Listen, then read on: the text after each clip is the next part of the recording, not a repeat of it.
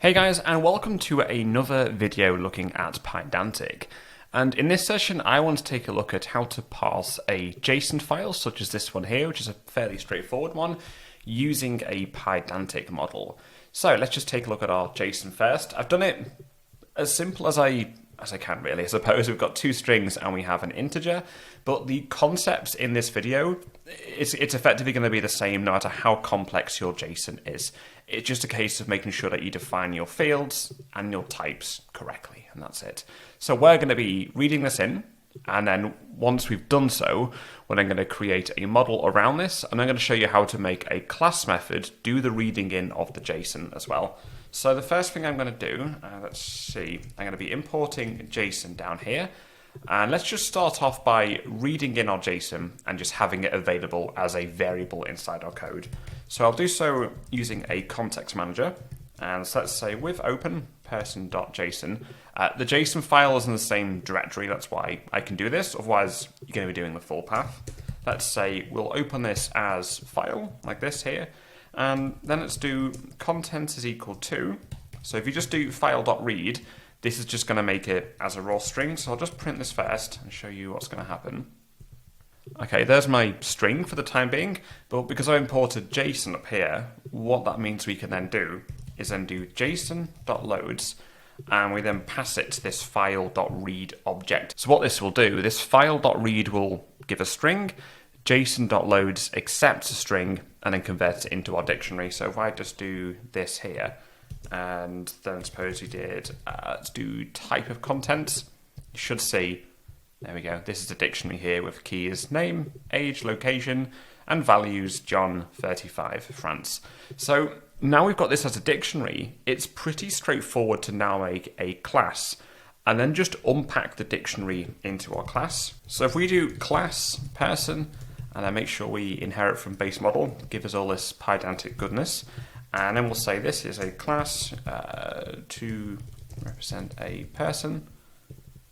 Let's do this here, make sure I get free, there we go, free either side.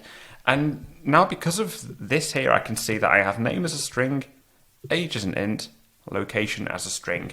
So all we've got to do is just simply build up our fields, name as string, age as int, and then it's as simple as just kind of copying it all the way down, to be honest. And location, you're a string as well. Okay, there we go. So what we could do, we could effectively define an instance of person here and then unpack this into it. So if I just did, let's suppose we, let's get rid of this for the time being. And then let's say person is equal to a person like this. And now what you can do, if you do star and then do contents, there it is here. This is going to unpack the dictionary effectively from its key value pairs into this here. So if I just do this and then print person here, hit run, and yeah, look at that, there we go, all good to go. So just one thing to bear in mind, this obviously only works because we have name, age, location, matching name, age, location here. Suppose, for example, if your JSON was different like that, there we go. So in this case, it's saying, yeah, one validation error for person, location. So just something to bear in mind, you have to match these perfectly according to what these are here. So yeah, probably worth noting that. Now, this is an okay way to make an instance, but one thing personally I like to do is build a class method which takes in a path to the JSON file and basically incorporate this logic into the class itself. So what I mean by that, let's go ahead and do @class method. And then let's do def, let's say make person from JSON. It's a class method, so we need CLS here. And then let's then do file path, which we expect to be a string here.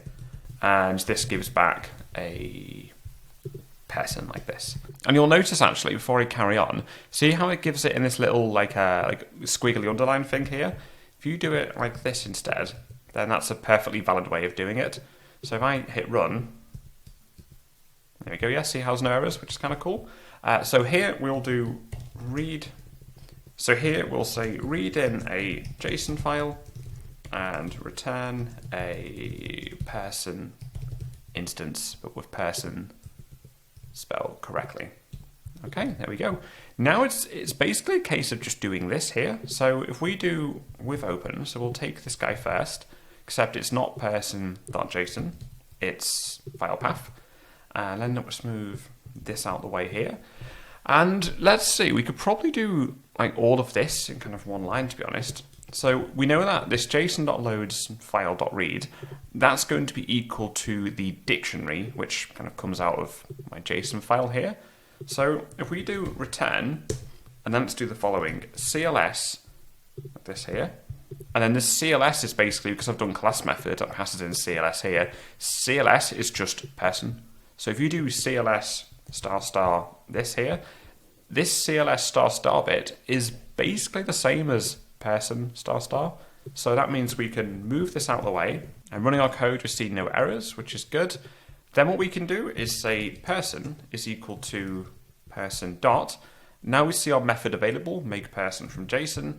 It's expecting a file path. In this case, it's going to be, let's see, person.json here. Let's hit run.